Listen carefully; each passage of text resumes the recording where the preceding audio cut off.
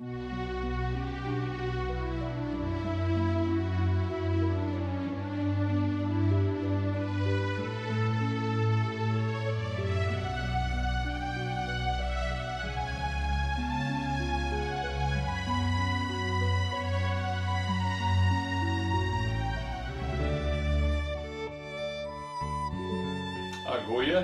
welkom weerom bij het wrakseljen met het wurdt en met de wraad. We gaan nu 6 sesjes gaan over de Earste Psalm. En nu komen we aan een eind. In 6 sesjes hebben we schon naar de inhoud van deze psalm en ook naar verschillende kwesties of vragen die we daarbij kwamen. En nu willen we het eens besluiten met 3 dingen. Eerst wil ik nog eens even weer naar de inhoud van de psalm en de antithese daarin terug de literaire vorm van het chiasme, of de kruiszetting van deze psalm. Eerder hebben we al schon naar het parallelisme en de vergelijking als 2 literaire vormen en nu dus naar het chiasme. En daarna wil ik in kwart uitlezen wat 3 toch wel radicale conclusies binnen die ik met je moest naar het mimeren over deze psalm. En tenslotte aan het eind wil ik nog 2 case studies doen. Eén van een vrouw die haar leven al jong construeerde of opbouwde en één van een vrouw die het juist uitbrutsen had terug zijn deconstructie. Maar eerst naar het chiasme. In het Grieks heet dat chiasme. En dat komt dan van de Griekse letter chi, dat de vorm van een kruis had. En chi is echt de eerste letter van het woord Christos in het Grieks. En dat is vanzelfs hetzelfde als Christus in uw memetaal.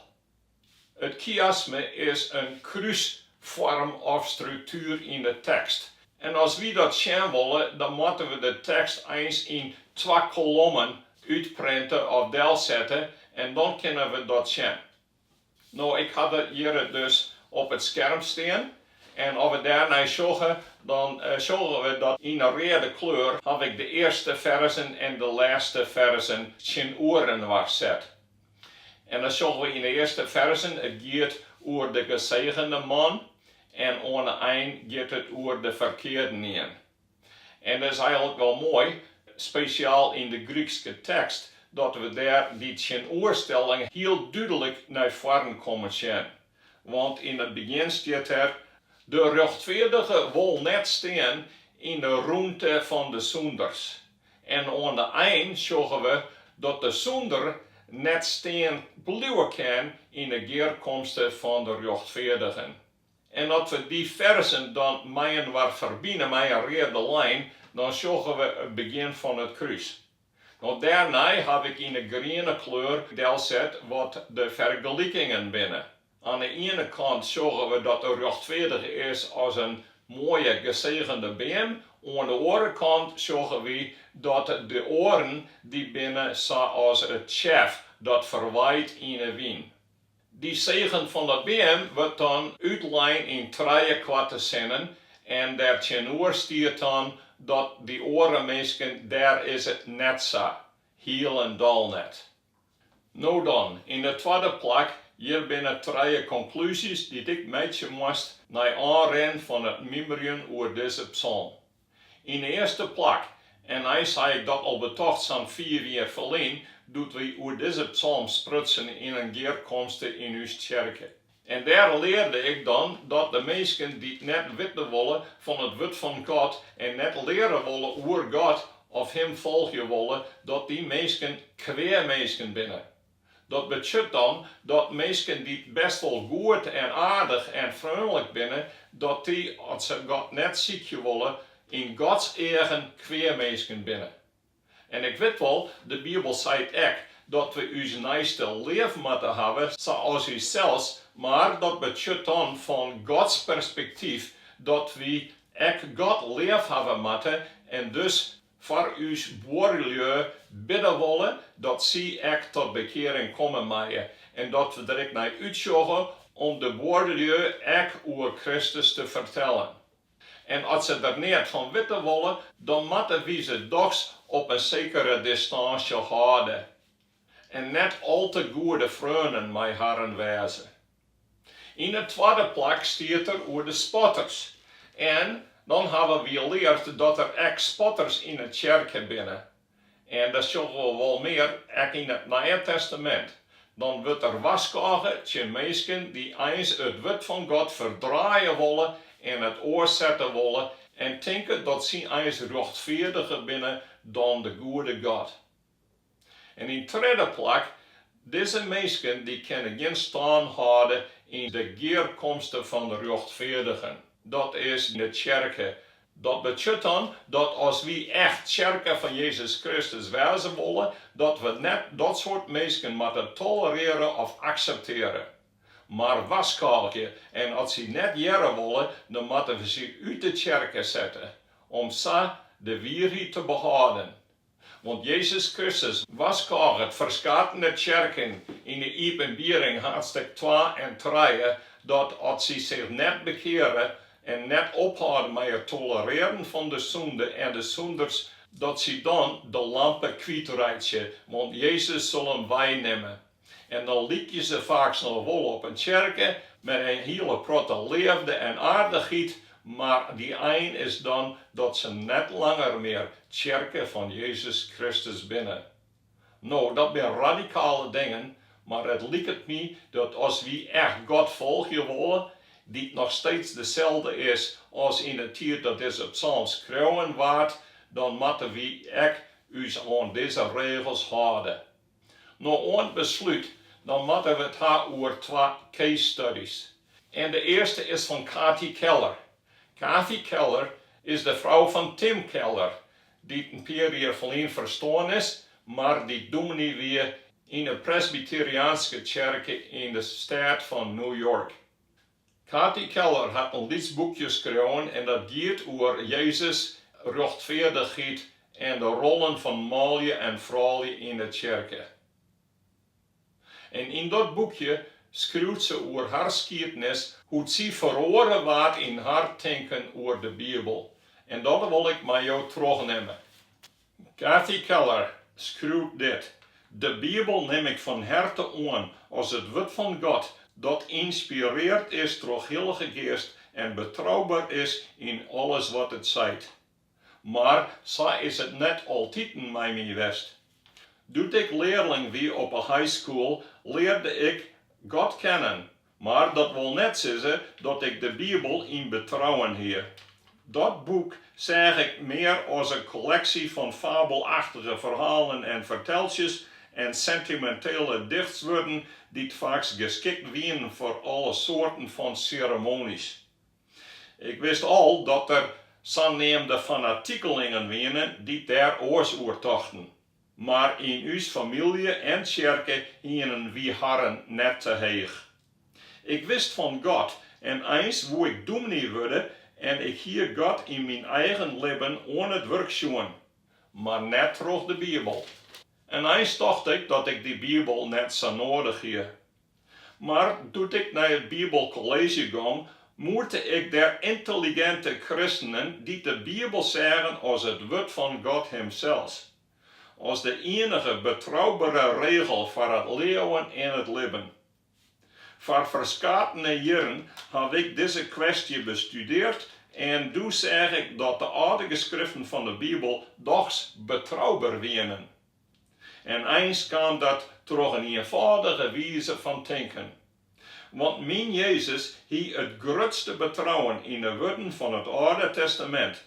En ik zei er dat het Nieuwe Testament door Heilige Geest inspireerd wordt zo. Jezus heeft het altijd over het Oude Testament en dan zei er gegraptai.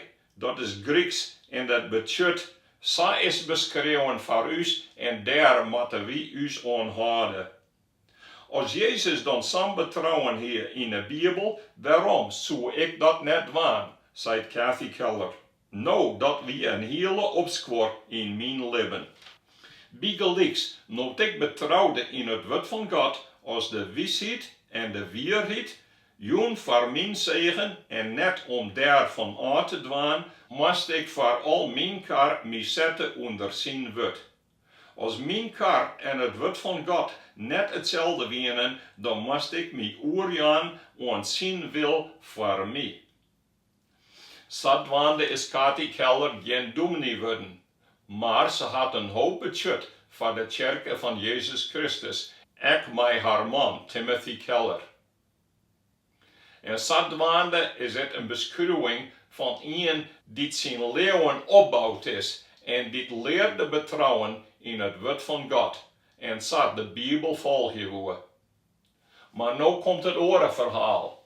Het verhaal van Jan Jansen. Nou, Jan Jansen, dat is net zijn echte naam. Maar we kennen hem goed en hij was docent aan een christelijke school. En hij is hier direct heel wat theologie studeerd. En jaren verleden kwam Jan naar mij toe en die zei, nou moest eens luisteren. Wist u wel hoe verschrikkelijke straf en het is om stenige te worden? Nou, daar hier geen ervaring mee en dat zei ik echt tegen Jan. Maar ik zei, vaak is het haast schrikkelijk slim als kruisiging. Nou, Jan ging terug en hij zei, nou, als u het Oude Testament leest, dan zag daarin dat er heel wat verkeerde dingen binnen werd de deerstraf terug het stenigen op stier. Grote en lietse zonden en soms maar hele lietse dingetjes die meesten moesten al je deermaken worden terug het smieten van stenen. Maar wie weet het dus dat God leefde is? Hoe kan dat dan? Dat betekent dan dat eens het Oude Testament net het woord van God lezen kan. Want een heel grote dingen die daarin staan, wijzen net op een God van leefde. Dat er zo'n soort straffen jouwt op lietse dingetjes in een menselijk leven. Ja, wat moest ik hier tegen zeggen? Tegen Jan Jansen. In de eerste plek, ik geloof wel dat het dêr't terugstenigen een zware straf is en een heel pijnlijke ervaring. Maar vaak zie je dat echt de bedoeling van God, om te straffen die mensen die kweer dienen tegen hem en tegen zijn naam. Eens is het zo dat de Romeinen, die dachten dat de kruisiging wel de ergste straf wezen zou en de meest pijnlijke. Dat die betochten dat voor de mensen die haar net hadden wonen onder het regeer van de Romeinse keizer. En de Joden zelfs in de Talmud schreeuwen dat er meer dan 900 manieren waren om te sterren en die dachten dat het sterren terug kroep of astma wel het minste weer, als den zieke net meer helje kent en dan was het hartstikke benauwd. Maar goed, we zijn erover eens dat de dêr't een zweren is. Maar is het echt zo dat grote en echt hele lietse zonden daar terug gestraft worden moesten? Nou, dat hangt van die houding af. Eens heb ik gelezen in een artikel, maar ik kan het ook in de Bijbel vinden, dat er verschillende dingen zijn die echt zijn God en zijn koninkrijk ingangen. God wil zijn koninkrijk bouwen en hij gebruikte daarvoor Abraham en zijn nakomelingen. En hij had haar een rijk zegenen en haar een verlost van de wrede farao en haar een slavernij in Egypte. En hij had haar beschermen en zegenen en alles doen wat ze nodig hadden, als ze haar maar wonen hadden aan zijn regels voor haar zegen. Als je dus aangoorden zien je wonen, of oren van het volk van Israël dertal leden zonen, dan weer dat een verschrikkelijk kweer in de ogen van God. En daarom moesten ze daar echt verschrikkelijk voor bestraft worden, zodat de zonde uit haar midden verbond worden zou. En echt het lasteren of vlokken van God. En echt had mensen naar mediums gegaan om daar de riet te vragen van de aangoorden. Al dit soort dingen en nog meer, dat zijn verschrikkelijke zonden, want die wienen in feite beschuldigingen van God om in het openbaar het werk van God, zijn koninkrijk, aan te breken. Die liefde van God, dat is vanzelfs een van de dingen die zo beschreven staat in de Bijbel. Maar dat mag je wie net losmaken van de rjochtfeardigen en de heiligheid van God. Want als wie liefde beschrijven als mensen haar gang gaan laten in haar eigen kar, om net naar God te luisteren en haar eigen gang te gaan naar de dêr't, dan kan dat dus niet.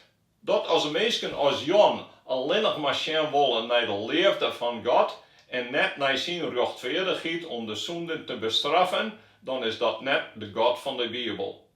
Ik denk dat dat echt het grondprobleem is voor mensen zoals Jan. Dus zijn conclusie is dat het Oude Testament net het woord van God wezen kan.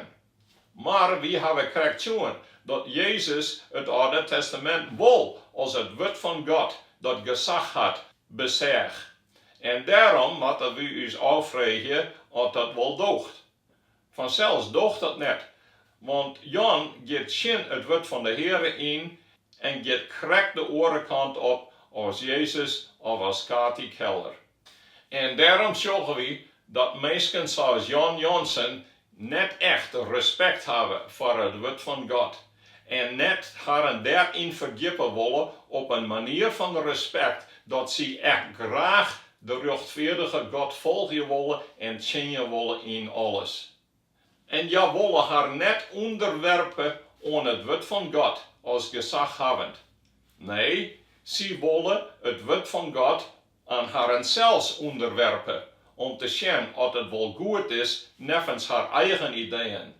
Ja, denken dat je meer rechtvaardig bent als de God van hemel en aarde. En dat is een zware zonde. En dan is het extra dat als de kerken dit soort mensen accepteren en tolereren en houden willen als dominee, als leraar in een christelijke school, dat daar grote problemen van komen. Want dan zal het net lang worden voordat deze kerken net meer kerken van Jezus Christus is. En daar moeten we voor waskaaien. En dat is vaak net makkelijk voor leiders en dominees in zulke kerken. Want die kunnen daar haar positie en haar inkomsten mee verliezen.